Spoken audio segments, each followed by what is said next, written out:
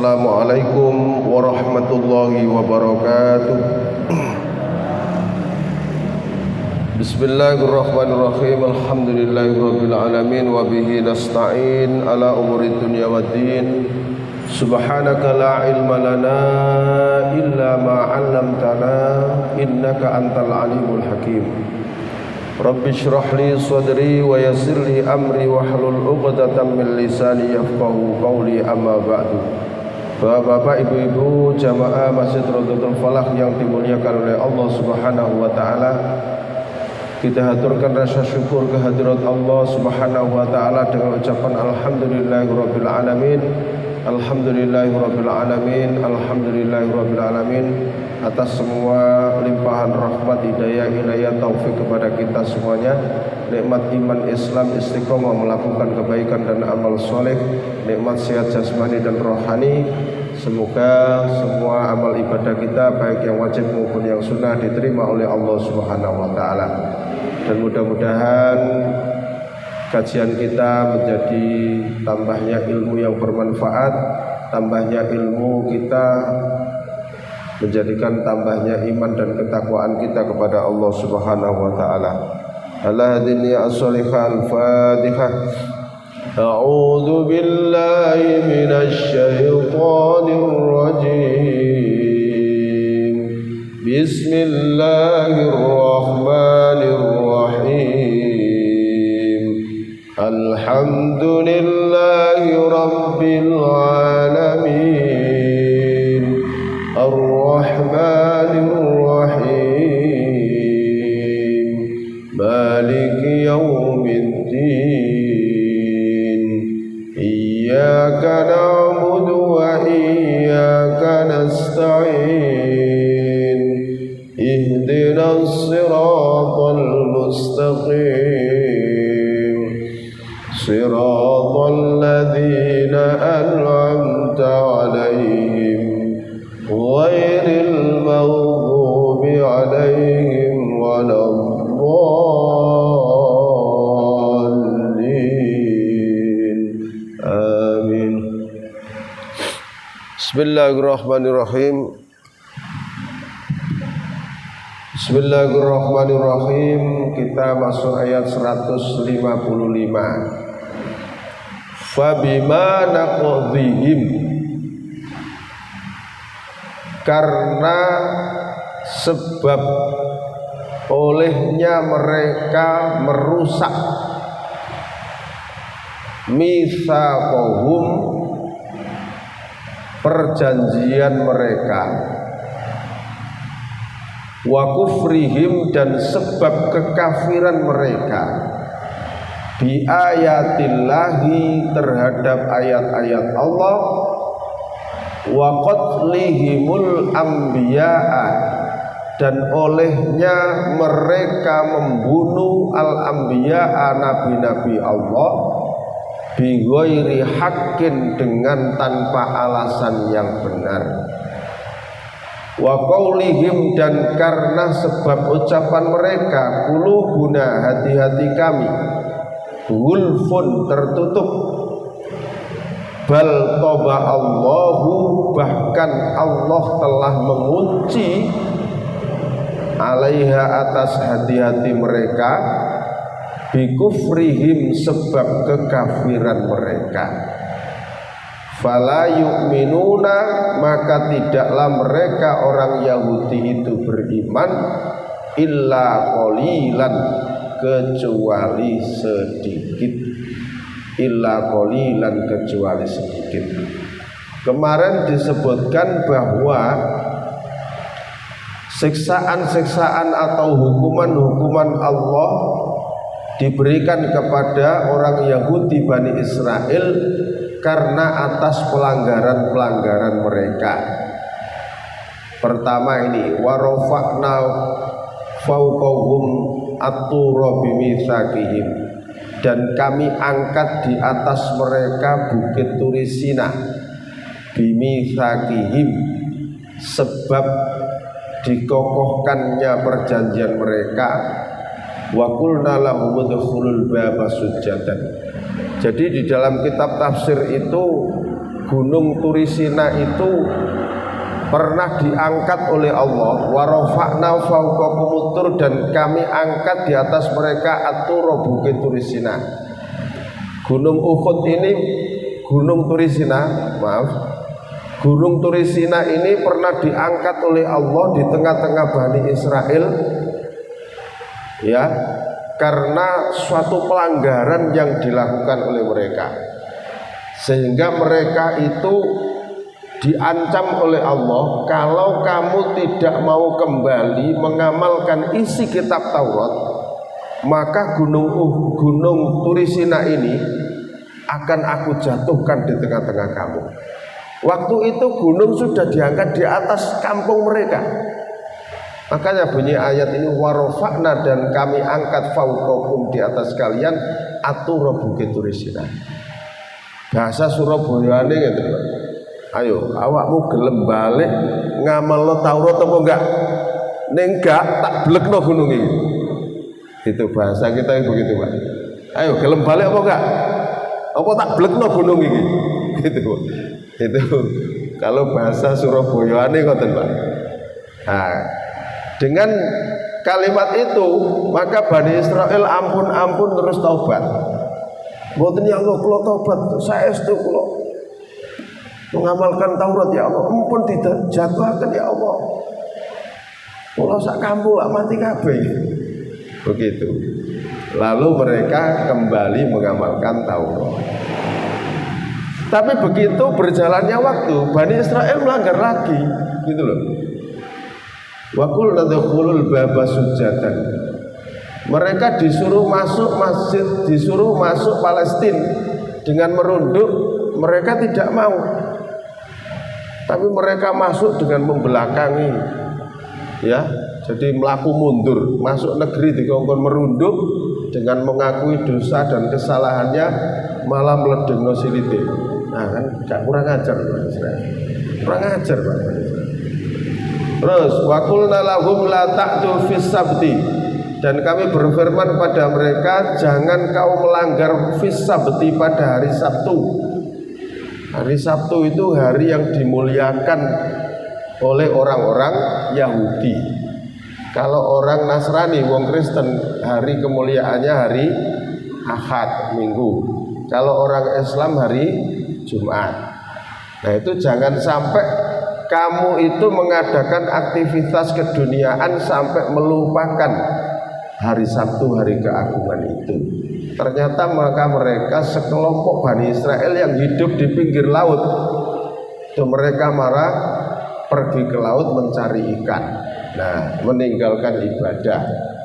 Lalu terus dikutuk oleh Allah, kunu kirodatan khosiin, jadilah kalian seekor kera yang hina. Itu. Nah, janji-janji itu wa akhadnahum mitsaqan ghalidha, dan janji-janji itu telah kami ambil dari mereka mitsaqan ghalidha, dengan perjanjian yang sangat kuat, sangat kokoh. Semua janji-janji Allah kepada Bani Israel semuanya dimuat di dalam kitab Taurat. Di dalam Al-Qur'an dimuat lagi. Ya. Maksudnya apa di dalam Al-Qur'an kok diceritakan kembali agar umat Muhammad tidak meniru seperti Bani Israel, gitu loh. Ya.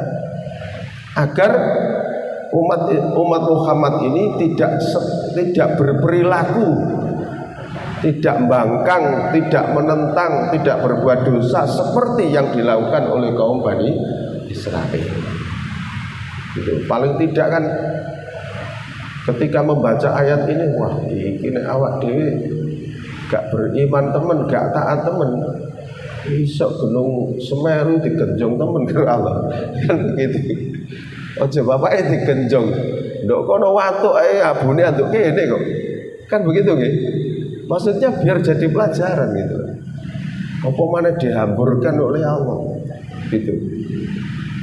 Ya.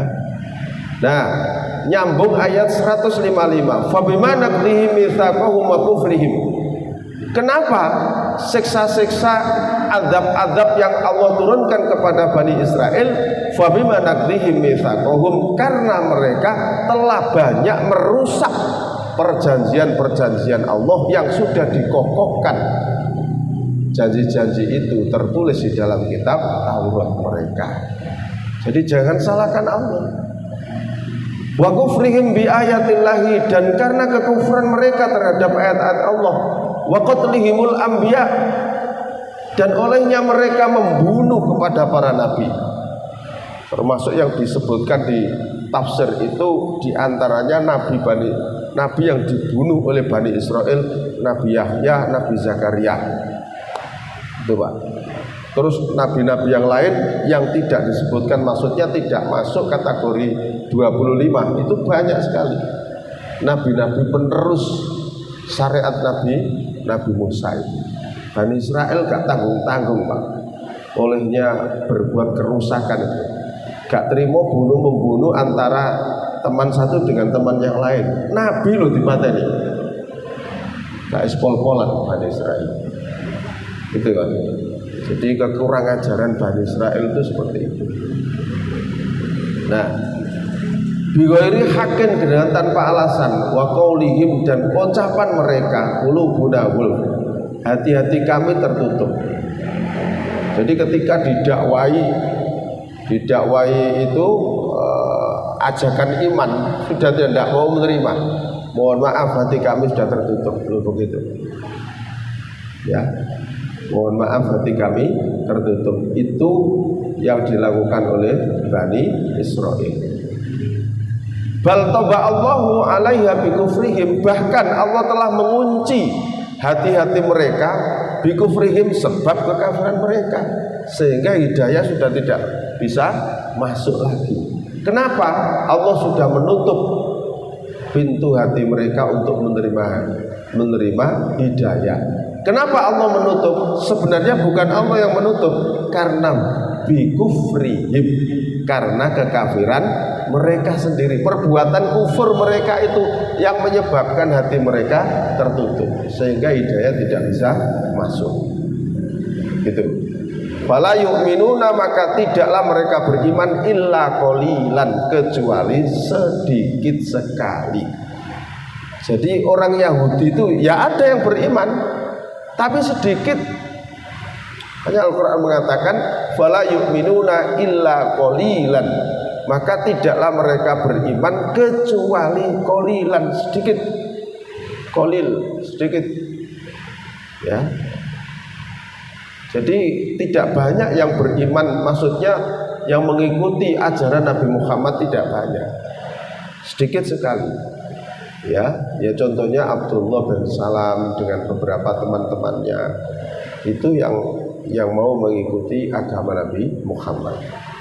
Wa bikufrihim, dan sebab kekafiran mereka, wa qaulihim, dan ucapan mereka ala Maryama, atas Maryam, buhtanan, dengan suatu tuduhan kebohongan. Nah, Siti Maryam dituduh apa? Berbuat zina. Aziman, yang sangat besar. Itu kebohongan yang sangat besar. Bahwa tatkala Maryam itu mengandung dan sudah banyak diketahui oleh orang, dan detik-detik mau melahirkan karena kandungannya semakin besar, orang Bani Israel menghembuskan fitnah bahwa Maryam adalah bukan wanita suci. Ternyata Maryam itu adalah wanita yang pezina. Begitu. Kenapa? Mustahil orang lahir di muka bumi itu pasti lewat sebuah pernikahan antara laki-laki dan perempuan.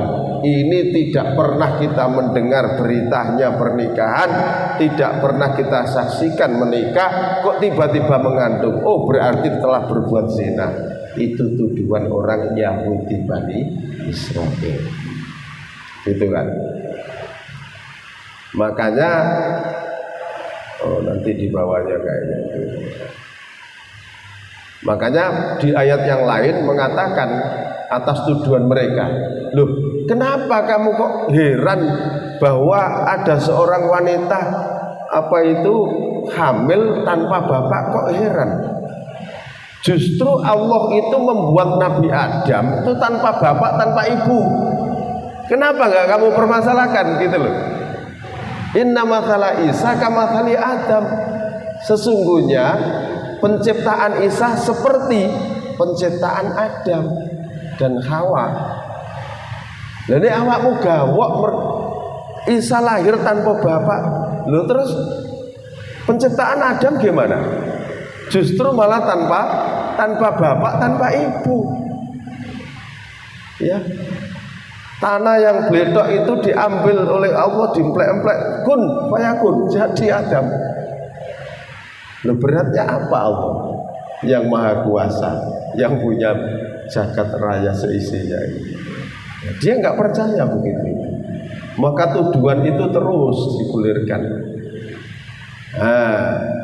Sampai kepada waqaulihim, dan ucapan mereka, inna sesungguhnya kami, qatalna kami telah berhasil membunuh al-Masihha, yaitu al-Masih Isa ibnu Maryam, Isa putra laki-laki Maryam, Rasulullah, yaitu utusan Allah.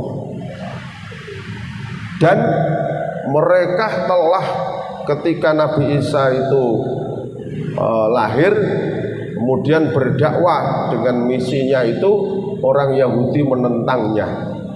Orang Yahudi menentangnya, tidak terima, dan bahkan mereka mengejar-ngejar Nabi Isa dan membunuhnya dan menyalibnya.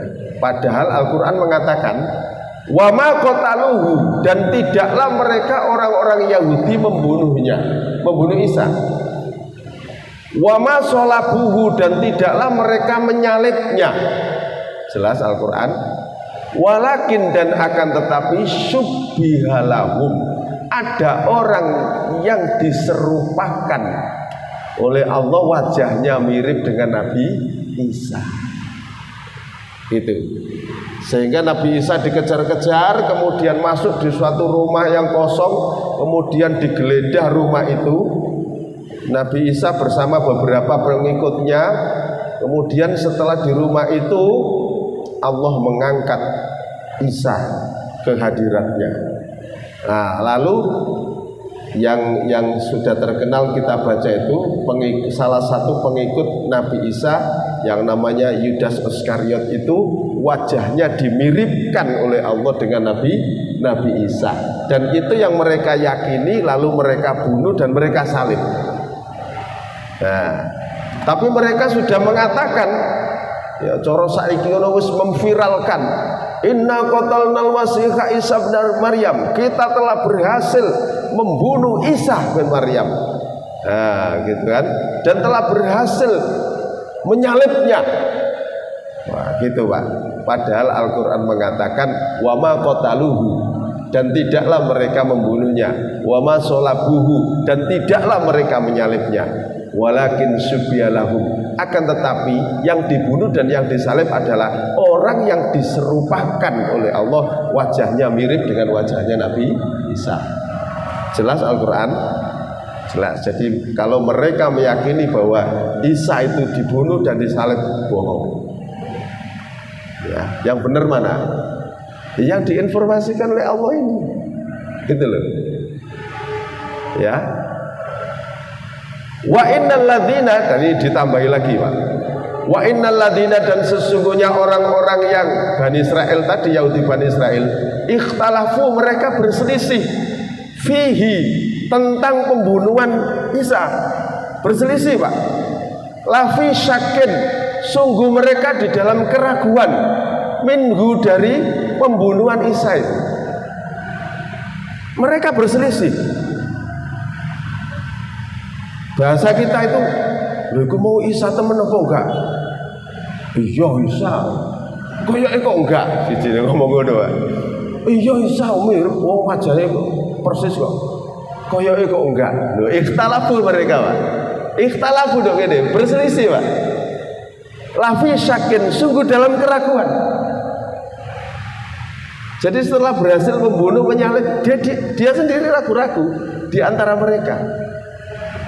Ya, malahum, tidak bagi mereka, bihi, dengan pembunuhan Isa itu, min ilmin, berdasarkan ilmu pengetahuan. Jadi dia membunuh Nabi Isa itu tidak karena ilmu pengetahuan, illat tiba'adz-dzanni, kecuali mereka mengikuti persangkaan-persangkaan. Coba, hanya dugaan-dugaan saja. Orang yang dimiripkan Nabi Isa terus diduga iki Isa, langsung dipateni, disalib.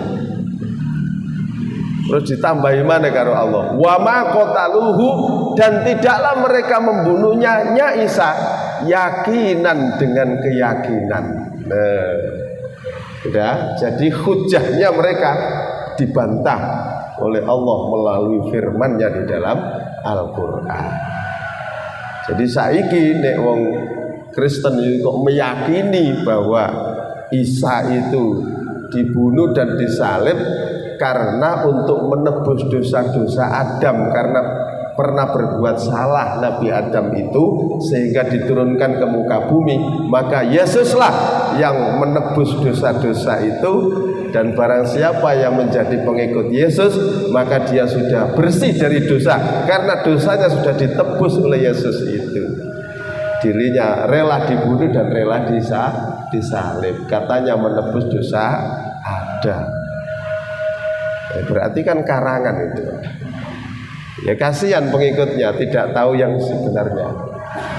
Nah kalau dia mau kembali kepada Al-Quran akan ketemu pemahaman yang salah yang sampai saat ini diyakini itu.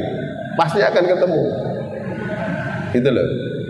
Nah kenapa mereka tidak menemukan kebenaran? Ya karena kebenaran itu sudah mereka hapus dari kitab aslinya.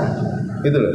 Yang ada hanyalah Yesus ikhlas dibunuh dan disalib karena untuk menebus dosa Adam sebagai bapak manusia di muka bumi ini.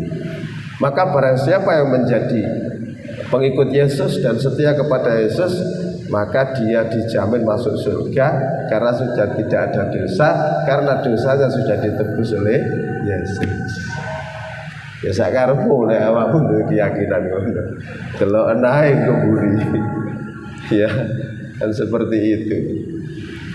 Jadi yakinnya gak karu-karuan mereka itu bahwa mereka itu pasti masuk surga itu karena dosanya sudah ditebus oleh Yesus itu. Enak ya, ibadah cuma mingguan tok. Wis gak ada wudu, gak ada apa, wis pakaiane sakarepe wis. Lari ngono ndok ngene gereja nyanyi-nyanyi. Wis ngono tok mlebu surga. Enak.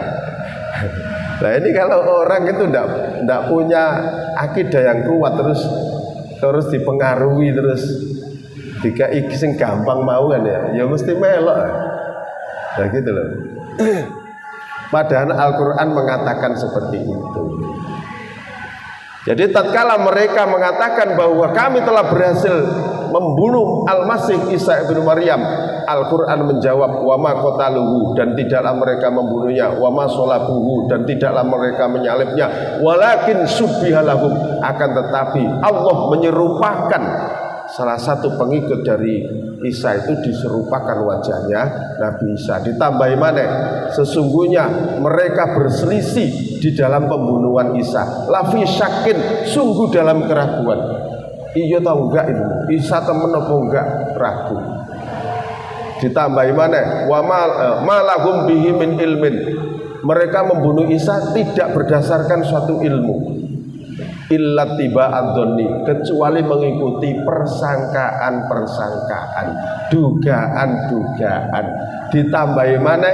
Wa ma qataluhu yakinan, dan tidaklah mereka membunuh Isa dengan satu keyakinan. Jelas Al-Quran. Gitu. Lah kemana Nabi Isa? Ayat berikutnya, barrafa'ahullahu ilaihi. Akan tetapi Allah mengangkatnya Isa ilaihi, ke hadiratnya. Begitu mereka masuk rumah yang diduga Isa lari ke situ, langsung Allah menyelamatkan utusannya yang bernama Isa, diangkat ke langit. Barrafa'ahullah, Allah mengangkatnya. Jelas Al-Quran gitu.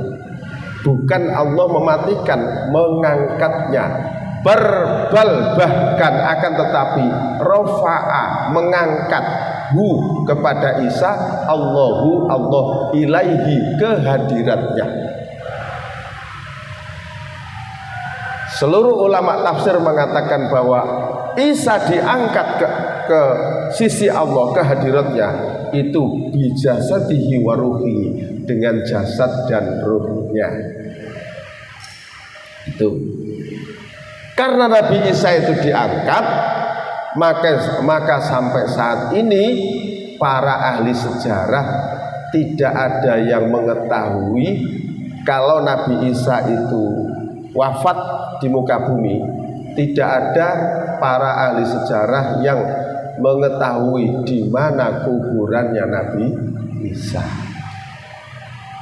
Karena Nabi Isa diangkat oleh Allah.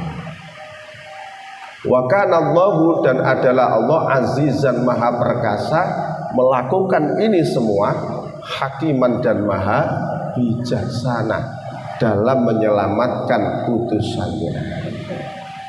Itu jadi diangkat oleh Allah ke langit.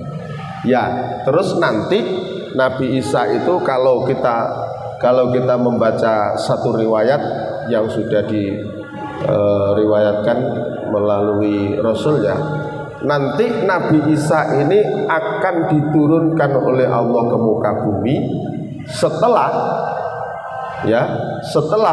umat di muka bumi ini berhasil dikafirkan mengikuti ajaran Dajjal, sehingga umat Islam banyak mengikuti ajaran Dajjal itu. Kekafiran terjadi di mana-mana, dunia sudah rusak, lalu Allah menurunkan Nabi Isa untuk melawan kekafiran Dajjal itu dan menghancurkan semua patung, membunuh seluruh babi yang dihalalkan oleh mereka itu, dan Nabi Isa melanjutkan atau membenarkan syariat Nabi Muhammad. Setelah itu umat mengikuti syariat Nabi Muhammad yang ditegakkan kembali oleh Nabi Isa tadi itu, menjadi baik lagi umat ini. Setelah baik lagi, kemudian Nabi Isa diwafatkan oleh Allah di muka bumi. Nah, setelah itu terus umat rusak lagi, terus kiamat. Begitu kalau kita baca dalam hadis riwayat yang mengatakan seperti itu. Gitu nggih. Seperti itu. Ada yang ditanyakan? Monggo. Nggih, monggo Pak. Assalamualaikum warahmatullahi wabarakatuh. Waalaikumsalam. Mengenai keyakinan, saya punya tetangga yang menurut Islam Kristen, namanya Kristen Pancasila Protestan. Pada waktu itu ya saya belum ngaji seperti ini, pas saya mengatakan begini, bahwa agama yang benar itu Islam. Jawabannya apa? Itu kan menurut Anda. Ya, oke. Kemudian tentang Nabi Isa yang diangkat itu, dia yakin betul lah. Walaupun diterangkan seperti itu, jawabannya itu kan keyakinan Anda. Saya yakin ini, saya pasti ini diterima karena percaya Yesus itu penyelamat dunia. Saya yakin nanti masuk surga. Oke. Itu mengenai keyakinan. Lalu Ustaz mengatakan bahwa yang ditangkap itu kan bukan Isa. Berarti ditangkap orang yang diserupakan. Berarti kan ada salibnya. Gimana ada ini? Maksudnya? Maksudnya yang meninggal, yang bukan Nabi Isa, yang diserupakan. Ada.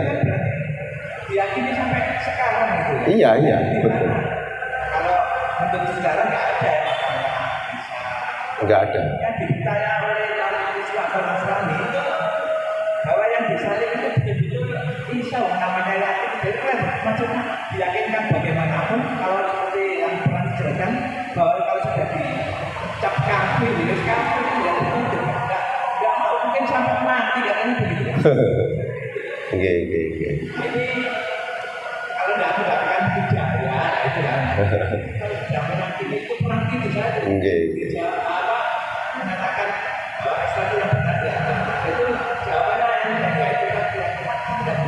Saya di situ, saya percaya seperti yang percaya aja bahwa Yesus itu juga saya masih suka. Dibanding kalau kita datang, ya sudah kita yakin dengan itu tadi ya. Yakin ya. Terima kasih. Oke. Ustaz bisa menunjukkan di mana makanan yang diarani Islam ya. Ya. Terima kasih. Oke. Waalaikumsalam warahmatullahi wabarakatuh. Jadi karena ini mereka satu dalam membunuh saja mereka sudah berselisih dan tidak berdasarkan keyakinan, ya kan? Ragu-ragu. Maka kuburannya Yudas Iskariot pun itu ya dihilangkan. Maksudnya apa ya? Gak ono sejarah itu loh. Bekas sejarahnya sudah tidak ada. Karena mereka sendiri berselisih. Setelah membunuh tadi kan berselisih. Terus dalam keraguan, terus mereka membunuhnya tidak ada keyakinan kecuali hanya persangkaan-persangkaan. Jadi mereka pun tidak bisa menunjukkan kuburannya ini loh, tidak bisa. Wong mereka sendiri ragu kok. Itu mereka sendiri ragu. Cuman yang diyakini adalah barrafa'ahullahu. Akan tetapi Isa itu diangkat ke langit. Ini yang diyakini. Maka ada kenaikan Isa, kan begitu ya. Mereka juga meyakini itu. Tapi yang ini kayaknya disembunyikan oleh mereka ini. Yang ini disembunyikan oleh mereka. Ya. Nah, begini saja, kalau menyampaikan kepada orang non muslim mungkin, misalnya saya kalau ketemu misalnya, kalau jenengan misalnya ketemu, agama yang paling benar itu adalah Islam. Misalnya dewek ini, loh itulah menurut sampean. Loh gak menurut aku, menurut Allah. Langsung begitu ya. Yang mengatakan begitu tuh yang punya jagat ini. Yang punya jagat seisinya ini, termasuk yang menciptakan jenengan itu. Bukan saya yang menyampaikan. Saya cuma menyampaikan saja bahwa agama yang benar itu adalah Islam. Itu bukan saya menyampaikan. Yang menyampaikan adalah yang punya jagat raya ini. Sampean nggak percaya saya akan sampean. Kan merubah keyakinan itu kan gitu ya. Terus mungkin ayo sampean kalau meyakini meyakini berdasarkan kitab sampean. Tapi sampean tak ajak gini ya ke kitab saya ya. Ayat 157 misalnya dibacakan terjemahnya. Loh, ya apa? Isa itu dibunuh apa enggak? Nah, terjemahan ini misalnya ya, jenengan sampaikan. Loh, di sini loh, mereka tidak membunuhnya, mereka tidak menyalibnya, akan tapi diserupakan. Loh, ini yang mengatakan siapa? Loh, yang punya jagat ini. Sampai gak percaya saya akan sampaikan. Nah, karena mau dibunuh akhirnya bal rafa'ahullahu, Allah mengangkatnya, kehadirannya. Nah, itu yang terjadi. Kalau di kitab sampean gak ada kalimat ini, ya berarti itu asli ini. Ya, karena kalimat ini juga ada di kitab jenengan itu. Nah, gitu Pak. Memang ya repot Pak, mengubah keyakinan itu. Wis diyakini pokoknya Yesus itu juru selamat. Enak. Ya semoga ya sama nek gelem ya tak tuturno iki. Nek wis dituturno gak gelem ya sak karep sampean. Aku cuma sekedar tuturno, kan begitu Pak. Nah, jadi kalau mau kembali mengkaji isinya Al-Quran, pasti mereka akan menemukan kebenaran yang semestinya. Contohnya Ustadz Bangun Samudra, itu kan malah diprogram orang Kristen disekolahkan S2 di Vatikan. Ini digadang-gadang mau dijadikan pastor. Ya, ternyata ketika di sana itu dia disertasinya kan mau mau mengkaji isi kitab-kitab kan gitu kan. Jadi kitab Injil ya dikaji, Al-Quran juga dikaji. Ketika dia mengkaji Al-Quran, ternyata ada beberapa ayat yang dia temukan dan itu tidak sesuai dengan yang ada di Injil. Loh kok ngene iki? Lho Injil tuh kok ngarani ngene? Lah ndok iki kok ternyata gak dipateni Isa. Yo gak disalib ndok ngene. Bahkan mereka ragu-ragu. Wah gak bener berarti. Nah, akhirnya kan bisa menemukan kebenaran. Ternyata Isa diangkat kehadirannya. Nah terus yang dibunuh siapa? Walakin subiyalahum, orang yang diserupakan. Nah, mulai dia. Iya. Berarti keyakinanku selama ini keliru dong. Nah seperti itu. Tapi kalau dia nggak mau mengkaji Al-Quran ya selamanya juga tidak bisa menemukan kebenaran yang sesungguhnya. Gitu. Ya, ini yang menyatakan bukan siapa-siapa, akan tetapi yang punya bumi jagat raya ini. Ya, kita hanya mengkaji, membaca, mengkaji seperti ini. Nah, ayat berikutnya. Wa in min ahlil kitab, dan tidaklah ahli kitab itu, ahli kitab berarti Yahudi dan Nasrani yang tidak mau menerima syariat Nabi Muhammad dan tidak mau menerima Al-Quran, illa la yu'minanna, kecuali sungguh benar-benar mereka akan beriman bihi kepada Isa bahwa Isa bukan anak Tuhan, tapi Isa adalah utusan Tuhan. Qabla mauti, sebelum kematiannya.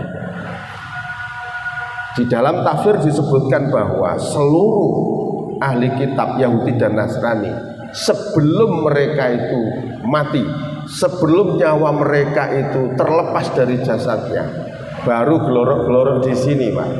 Itu mereka sudah ditunjukkan kebenaran oleh Allah bahwa keyakinan mereka selama ini salah, dan di situ mereka baru beriman.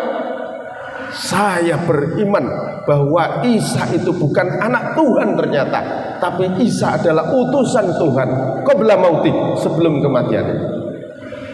Semuanya Allah yang mengatakan kok. Dan tidaklah dari ahli kitab kecuali benar-benar mereka akan beriman bihi kepada Isa sebagai utusan Allah, bukan anak Tuhan, qabla mautihi, sebelum kematiannya. Cuma ketika dia mengatakan iman, Allah sudah tidak menerima taubatnya, karena batas terakhir ketika nyawa itu sudah di tenggorokan sini. Gitu loh. Jadi kalau masa nyawa itu di sini, kemudian dia sadar, taubat, beriman kepada Allah, itu masih diterima, Pak. Tapi kalau nyawa sudah di sini, hampir lepas, terus baru dia menyatakan iman, itu sudah tidak diterima. Sama dengan taubatnya Fir'aun. Ketika Fir'aun itu sudah hab di lautan, di Laut Merah, sudah mau mati, baru amantu bi Rabbi Musa wa Harun, saya beriman kepada Tuhan Musa dan Harun, tapi tidak diterima. Itu sudah batas terakhir. Ya, lah orang ahli kitab itu besok juga begitu. Ya, dia ditunjukkan kebenaran oleh Allah itu sebelum kematiannya, tatkala nyawa itu sudah terakhir mau dicabut, tapi Allah sudah tidak menerima taubatnya atau pernyataan imannya. Wa yaumal qiyamati, dan pada hari kiamat, yakunu, dia Isa menjadi alaihim, atas mereka, syahidan, orang yang menjadi saksi atas kekafiran yang mereka lakukan. Nah, di sini akan menjadi saksi kekafiran yang mereka lakukan oleh Bani Israel dan orang-orang Yahudi Bani Israel. Ada lagi yang tanya, monggo.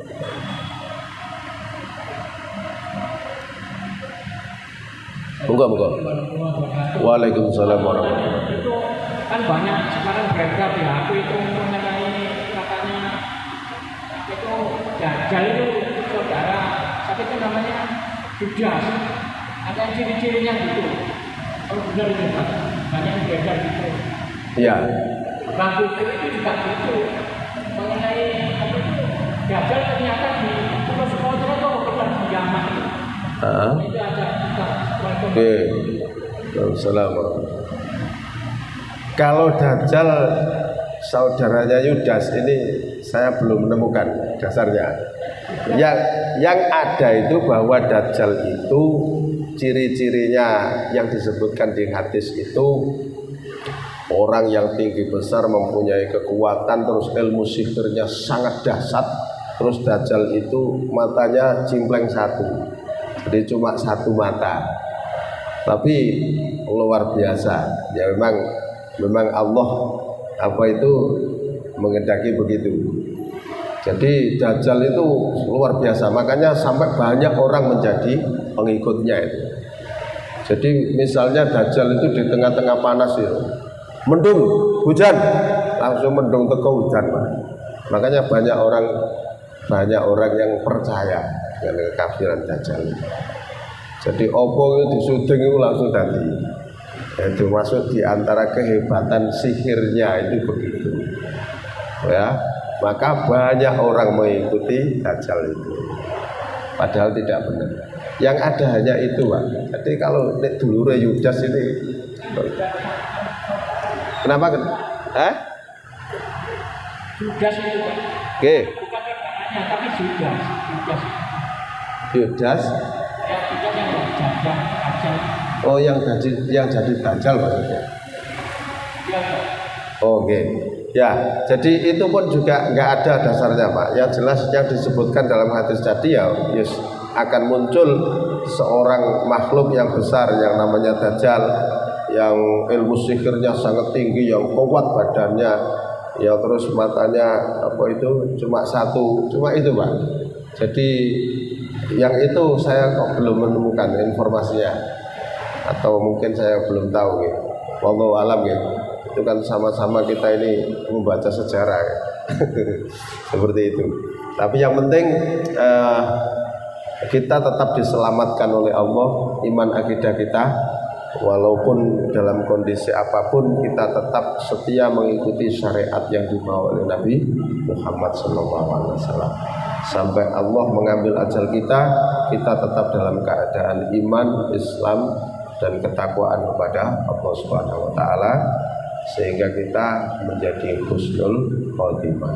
Oke, mudah-mudahan bermanfaat. Minggu depan itu berarti libur gitu. Minggu depan itu hari raya kan, libur gitu. Libur. Kalau kita mengikuti pemerintah kan hari rayanya kan minggu, kan gitu kan? Itu, oke. Berarti kita libur dulu dan setelah itu kita masuk kembali. Kita akhiri dengan doa kafaratul majelis. Subhanakallahumma wa bihamdika asyhadu an la ilaha illa anta astaghfiruka wa atubu ilaik. Alhamdulillahirabbil alamin. Assalamualaikum warahmatullahi wabarakatuh.